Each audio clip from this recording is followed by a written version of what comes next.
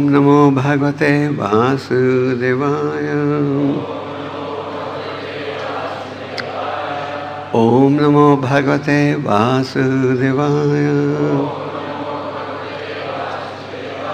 ओम नमो भगवते वासुदेवाय। ओम ज्ञानतिमिरान्धस्य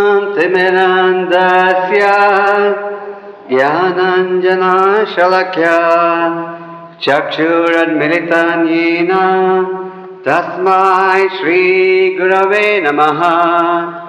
श्रीचैतन्यमनोभीष्टं स्थापितं येन भूतले स्वयं रूप कदा मह्यं ददाति स्वपदान्तिकम्।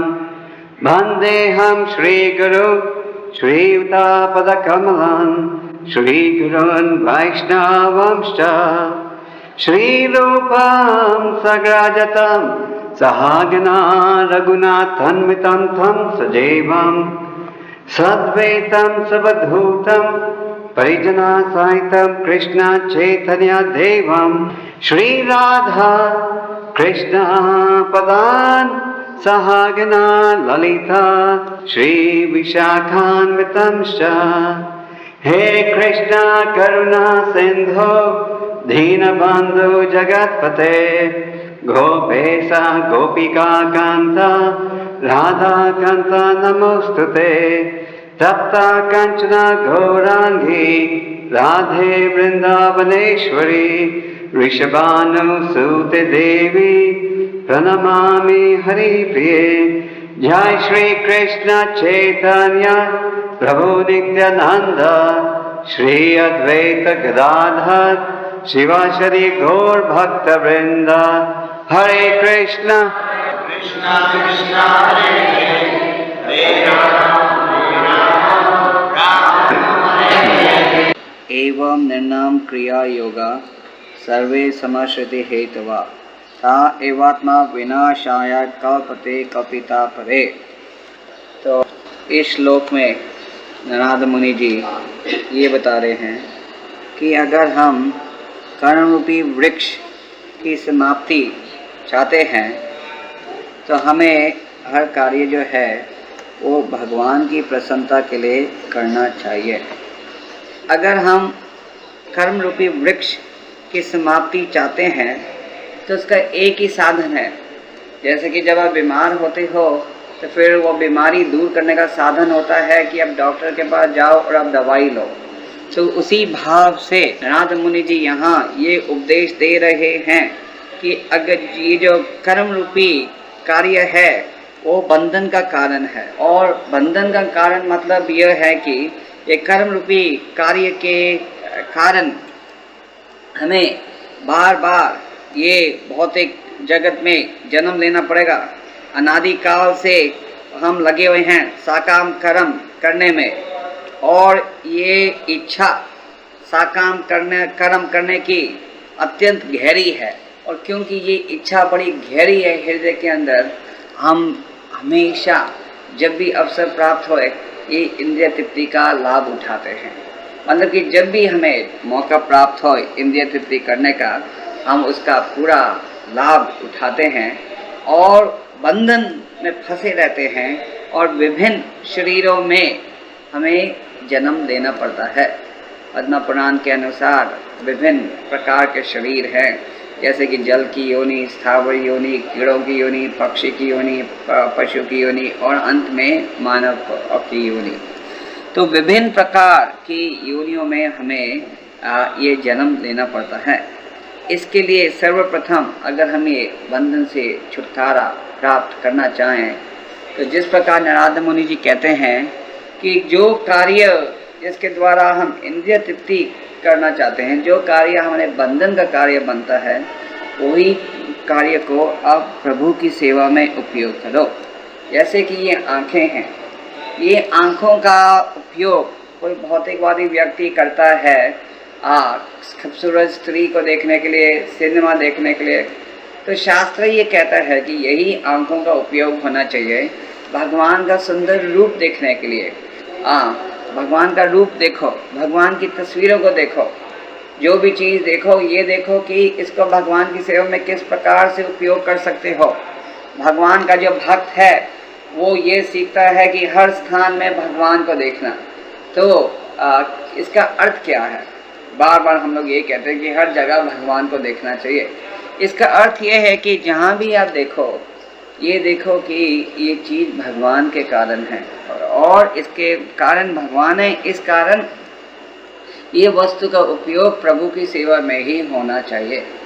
जब हम सोचते हैं कि ये कोई वस्तु भगवान से स्वतंत्र है, जब हम ये सोचने लग जाते हैं कि हमें अधिकार है ये वस्तु का उपयोग करना हमारी इच्छा के अनुसार, और जब हम ऐसा कार्य करते हैं तो हम बंधन में फंस जाते हैं और भी और कर्म रूपी वृक्ष को हम काट नहीं सकते। अगर हम ये कर्म रूपी वृक्ष की समाप्ति चाहते हैं तो एक ही उपाय है, ये जो साकर्म कर्म है वो हमें छोड़ना है। अनादिकाल से हम लगे हुए हैं इंद्रिय तृप्ति में। रूप गोस्वामी जी भी इस विषय में कहते हैं कि अनादिकाल से मैं इंद्रिय तृप्ति कर रहा हूँ और जब भी इंद्रियाँ मेरी संतुष्ट नहीं हो रही। यह है इंद्रिय तृप्ति का एक लक्ष्य कि आप कितना भी कोशिश कर लो इंद्रिय तृप्ति प्राप्त करने के लिए, पर इंद्रिय तृप्ति जो है आपको कभी भी संतुष्ट नहीं कर सकती। आप कितना भी प्रयास करो पर आप संतुष्टता प्राप्त नहीं कर सकोगे। तो बात यह है कि जो बुद्धिमान व्यक्ति है वो ये पहचान जाता है कि इंद्रिय तृप्ति के द्वारा वो शांति नहीं प्राप्त कर सकता, संतुष्टता नहीं प्राप्त कर सकता, इस कारण वो इंद्रिय तृप्ति के निकट ही नहीं जाता। जैसे कि बच्चे को कहा जाता है आग के निकट मत जाओ, बच्चे को सिखाया जाता है कि जहर को कभी मुंह में मत डालो। जैसे कि बच्चे को सिखाया जाता है कि रास्ते में अगर तुम्हें कोई मिलेगा जो कहेगा ये चॉकलेट लो हम तुमको अपने घर ले जाएंगे तो मत जाना। क्यों? क्योंकि माँ बाप को ये चिंता रहती है कि कोई बच्चे को चुरा नहीं लेंगे चॉकलेट देने के बहाने। तो उसी प्रकार जो आध्यात्मिकवादी विद्यार्थी है उस आध्यात्मिकवादी विद्यार्थी को ये समझाया जाता है कि माया जो है, इंद्रिय तृप्ति जो है वो किसी रूप में भी आपको संतुष्ट नहीं दे सकती। तो नारद मुनि जी ये यहाँ कह रहे हैं कि हे प्राणियों को जिस पदार्थ के अनुचित सेवन से जो रोग हो जाता है वही पदार्थ भाष्य विज्ञान के अनुसार प्रयोग करने में क्या रोग की दूर नहीं कर सकता। रोग का मतलब है बंधन में फंसे रहना। तो जब तक हम इंद्रिय तृप्ति करेंगे जब तक हम रोग में फंसे रहेंगे, मतलब एक रोग से दूसरा रोग। क्योंकि चाहे व्यक्ति अमीर घराने में जन्म ले या गरीब घराने में, रोगों से वो छुटकारा नहीं प्राप्त कर सकता। ये मानव जीवन प्राप्त करके उसे अवश्य ही क्लेशों का सामना करना पड़ता है, चाहे वो गरीब खानदान में हो या अमीर खानदान में, चाहे वो भारत में जन्म ले या विदेश में ले। रोगों से छुटकारा कोई भी नहीं प्राप्त कर सकता जब तक कि वो कर्म रूपी कार्य करे, मतलब कि कार्य करे ये भावना से कि इसका लाभ, इसकी प्रसन्नता उससे अनुभव होगी। तो हम ये बता रहे थे कि ये इंद्रियों का उपयोग भगवान के संबंधित कार्य में करना चाहिए। नारद मुनि जी बड़े स्पष्ट रूप में ये बात समझाते हैं कि जब तक हमें इंद्रियों का उपयोग भगवत सेवा में नहीं करेंगे हम कर्म रूपी वृक्ष की समाप्ति नहीं प्राप्त कर सकेंगे। भगवत गीता श्रीमद् भागवतम का ये निचोड़ है, ये संदेश है कि ये कर्म रूपी वृक्ष की समाप्ति अवश्य ही प्राप्त करनी चाहिए। मानव जीवन का महत्व यह है कि हम कर्म रूपी वृक्ष की समाप्ति प्राप्त करें, और ये वृक्ष की समाप्ति समाप्त करने का साधन जो है वो इन 2 श्लोकों में समझाया जा रहा है कि जो भी कार्य हम करते हैं उसे भगवान की प्रसन्नता के लिए करना चाहिए। जिस प्रकार भगवद गीता में भगवान कहते हैं यान्ति देव व्राता देवन पितृ न्यान्ति पितृव्रतः, देवताओं की उपासना करने से अलग नतीजा प्राप्त होगा, परम भगवान की उपासना से अलग नतीजा प्राप्त होगा। और भगवान कहते हैं यद करोषि यद दशनासी यद होसी ददासी यद तपस्वसी कौम ते यद तत्करुष मदर्पणम, कि जो भी तुम करो वो मेरे लिए करो। यज्ञ करना तो वो यज्ञ भी मेरे लिए करो। जैसे कि भागवत में कहा गया है वासुदेव परा वेदा, वेद पढ़ने हैं तो वेद पढ़ो, क्योंकि वेद का निचोड़ है वासुदेव को समझना। अगर यज्ञ करना है तो यज्ञ करो, पर यज्ञ इसलिए मत करो कि कुछ भौतिक लाभ प्राप्त होएगा, पर यज्ञ करो किसके लिए? वासुदेव की प्रसन्नता के लिए। अगर ज्ञान प्राप्त करना है तो ज्ञान प्राप्त करो, वासुदेव परम ज्ञानम, पर ज्ञान प्राप्त करो वासुदेव को समझने के लिए। अगर योग करना है तो योग करो, पर योग करना है तो योग करो वासुदेव की प्रसन्नता के लिए। जिस प्रकार भगवत गीता के 6 अध्याय में भगवान कहते हैं योगी नाम अपनी सर्वेशा, सबसे महान योगी वो है जो कि हमेशा भगवान को अपने हृदय में याद करता है, जो कि हमेशा भगवान को देख रहा है हृदय में। परमात्मा के रूप में भगवान हर व्यक्ति के हृदय में है, और महान योगी वो है जो कि हमेशा भगवान के चरणों पर अपना विचार, अपना मन रख रहा है। तो सफलता, पूर्णता मानव जीवन की जब प्राप्त होती है, जब हमें कर्म रूपी बंधन से अपना छुटकारा प्राप्त करने की कोशिश करते हैं। हमें ये परिश्रम करना चाहिए कि हम ये कर्म रूपी बंधन से छुटकारा प्राप्त कर सकें, और उसका साधन जो है वो ये 2 श्लोकों में नारद मुनि जी दे रहे हैं। तो आँखों का उपयोग करना चाहिए भगवान का सुंदर रूप देखने के लिए, कान का उपयोग करना चाहिए भगवान के संबंधित कथा या भगवान का नाम सुनने के लिए। कान का उपयोग नहीं करना चाहिए कोई भौतिक फिल्मी गाने सुनने के लिए, भौतिक आवाज़ सुनने के लिए। श्रीमद् भागवत में उदाहरण दिया गया है कि अगर हम भौतिक धूम सुनेंगे तो जिस प्रकार हिरन जो शिकारी की धूम से पकड़ा जाता है, हिरन को पकड़ना बड़ा कठिन है, पर शिकारी एक खास धुन बजाता है तो हिरन वो शिकारी की धुन की तरफ आकर्षित होकर आता है और फिर शिकारी उसको गोली से मार देता है।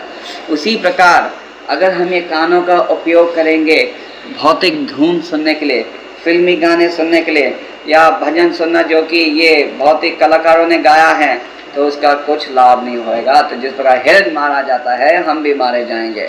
तो शास्त्र में बड़े स्पष्ट रूप में कहा है यही कान आपको नरक में ले जा सकता है, यही कान आपको स्वर्ग में ले जा सकता है।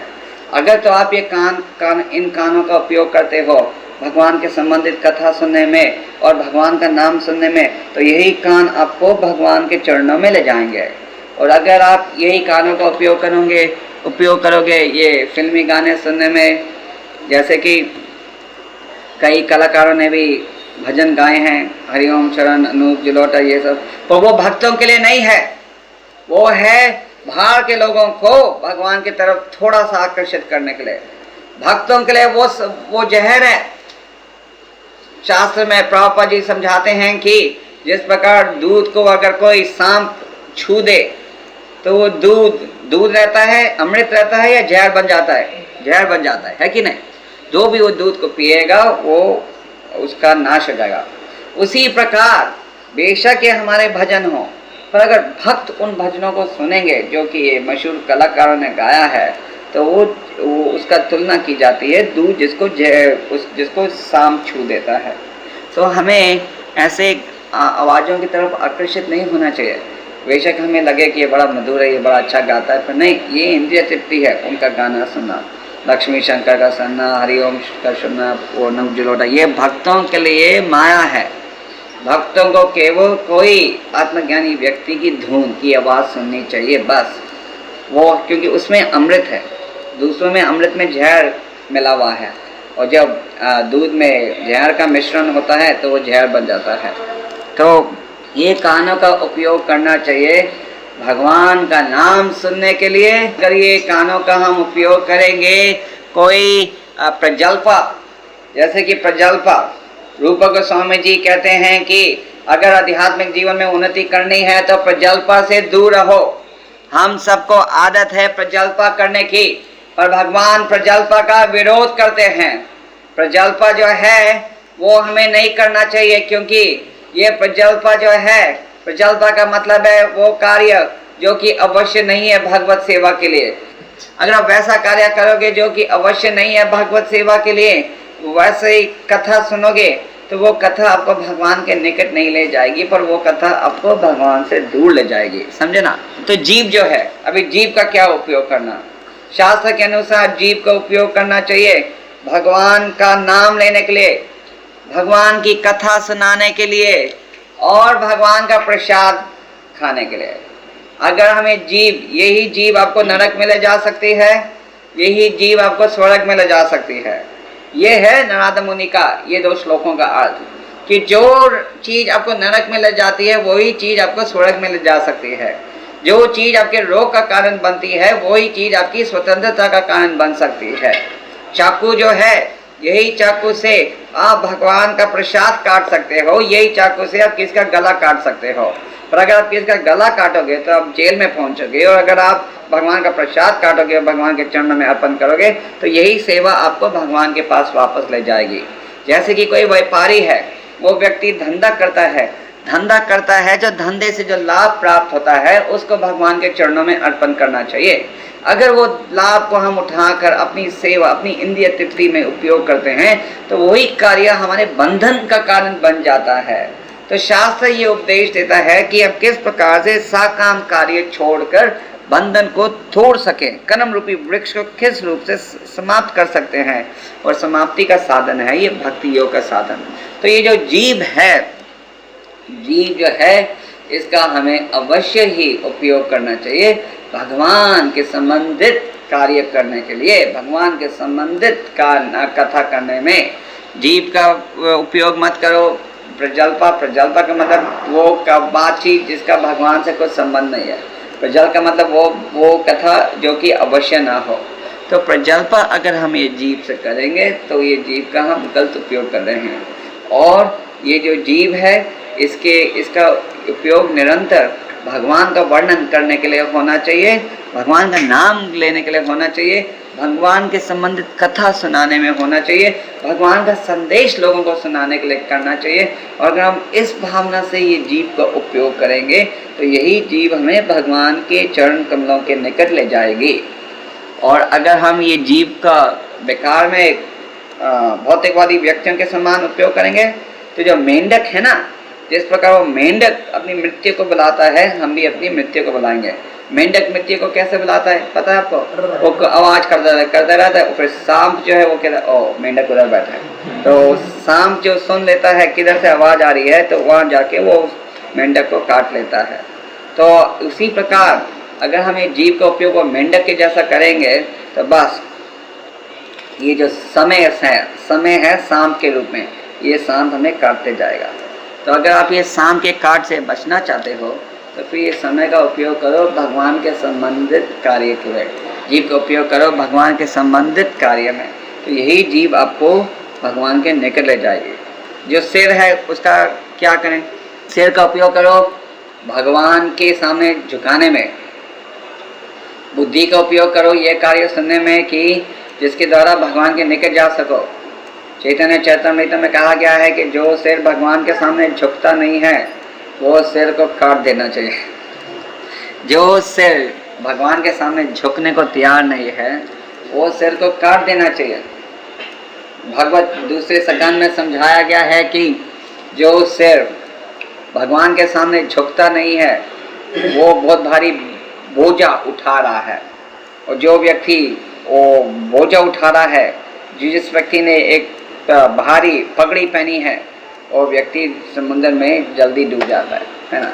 तो उसी प्रकार जो भौतिकवादी व्यक्ति हैं जो कि अनेक प्रकार के विचारों को मन में रख रहे हैं, जो जिनके हृदय में भगवान के सामने प्रणाम करने की इच्छा प्रकट नहीं होती, वो व्यक्ति बहुत भारी पगड़ी को उठा रहे हैं और वही पगड़ी उनमें ये समुद्र में डुबा रही है। तो सिर माथा जो है उसका भी उपयोग होना चाहिए। जो मन है उसका क्या करें? मन के द्वारा हम इंद्रिय तृप्ति का सोच सकते हैं। जैसे इस श्लोक के तात्पर्य में ये समझा गया है कि उस समागम में परिभिक भक्त को अवश्य में शरीर से प्रेमयी सेवा अर्पित करनी चाहिए तथा हृदय का उदार निष्कपट बनाए रखना चाहिए। तो ये प्रेमयी सेवा जो अर्पित हम करते हैं भगवान के चरणों में, उसको प्रेम से करना चाहिए। भगवान कहते हैं तेषां सतत युक्त न भजतम प्रीति पूर्वकम। प्रीति पूर्वकम का मतलब है प्रेम से। प्रेम से जो भी सेवा दी जाए वो सेवा करो। अगर आप मन से सोचोगे क्या सेवा करनी चाहिए क्या सेवा नहीं करनी चाहिए तो फिर वो सेवा प्रेमयी सेवा नहीं है। जिस प्रकार माता जब बच्चे की देखभाल करती है, वो बच्चा चाहे रात को रो या दिन को रोए, माँ प्रेम के साथ उसकी सेवा करती है। उसी प्रकार भक्त जो है वो प्रेम के साथ गुरु और भगवान की सेवा करता है। तो अपने मन के अनुसार नहीं, मन तो हमारा बड़ा चंचल है और मन चंचल होने के कारण मन को पता है आज मन कुछ चाहता है, कल कुछ चाहता है। मन जो है वो अशुद्ध है और अशुद्ध होने के कारण उसे ये पता नहीं कि क्या कार्य मुझे लंबे सफर में लाभ देगा, क्या कार्य मेरा दुश्मन बनेगा। तो तात्पर्य में प्रभुपाद जी समझाते हैं कि हमें परम भक्त प्रेममय सेवा को बगैर किसी इच्छा के करना चाहिए, अपने अशुद्ध मन से इशारा नहीं लेना चाहिए। तो मन को इतना कदर मत करो। माया हमेशा को ये कहती है कि ये कार्य मत करो, ये करो, ये करते तो माया कहती ये कार्य मत करो, अभी ये करो, ये कार्य करो तो ये कहती ये मत करो, ये करो। मन जो है एक चीज को आज स्वीकार करता है, कल उसी चीज का विरोध करता है, ठीक है ना। वही चीज को अभी स्वीकार करोगे, 10 मिनट बाद उसी का विरोध करोगे। इस कारण आध्यात्मिकवादी विद्यार्थी को कभी मन को सुनना नहीं चाहिए। उसको ये पहचान जाना चाहिए मन जो है वो वैश्य के समान है, वो किसी को प्रेम नहीं करता। इस कारण शास्त्र ये समझाता है कोई आत्मज्ञानी व्यक्ति या गुरु के इशारे से ये भक्ति करना चाहिए, गुरु साधु शास्त्र। ये नहीं कि अपने मन के अनुसार आप सेवा करो। तात्पर्य में प्रभुपाद जी ये बड़े स्पष्ट रूप में कहते हैं और कई स्थानों में प्रभुपाद जी ये बात समझाते हैं कि जो भौतिक इस समय जो हमारा मन है वो गंदा है, वो शुद्ध नहीं है, वो अशुद्ध है। और क्योंकि हमारा मन इस समय अशुद्ध है, उसे ये पता नहीं कि क्या रोशनी है, क्या अंधकार है। हम सोचते हैं कि हम जानते हैं रोशनी किसको कहते हैं, अंधकार किसको कहते हैं, पर हम नहीं जानते। और जब तक हम सोचेंगे कि हम जानते हैं रोशनी क्या है, अंधकार क्या है, हम माया के पंजे में फंसे रहेंगे और कर्म रूपी वृक्ष की समाप्ति हम प्राप्त नहीं कर सकेंगे। तो जैसे प्रभुपाद जी तात्पर्य में कहते हैं कि जो मन जो है उसको कुछ कदर मत दो, मन के इशारे के अनुसार सेवा मत करो, पर जो आत्मज्ञानी व्यक्ति है उसके इशारे से सेवा करो। और उसके इशारे से अगर हम सेवा करेंगे, हम ये जो अशुद्ध मन, अगर कोई शुद्ध मन की वाणी को सुनेगा तो फिर ये मन भी अशुद्ध से शुद्ध हो जाएगा। पर अगर ये अशुद्ध मन अशुद्ध वाणी को ही सुनेगा तो फिर वो सदा ही अशुद्ध रहेगा। तो मन का उपयोग करो भगवान के संबंधित कार्य कथा समझने में, सुनने में। और इसी प्रकार हाथ का उपयोग करो भगवान के मंदिर को साफ करने में, पाँव का उपयोग करो कोई सिनेमा हॉल जाने में नहीं, पर पाँव का उपयोग करो भगवान के मंदिर चल के जाने के लिए।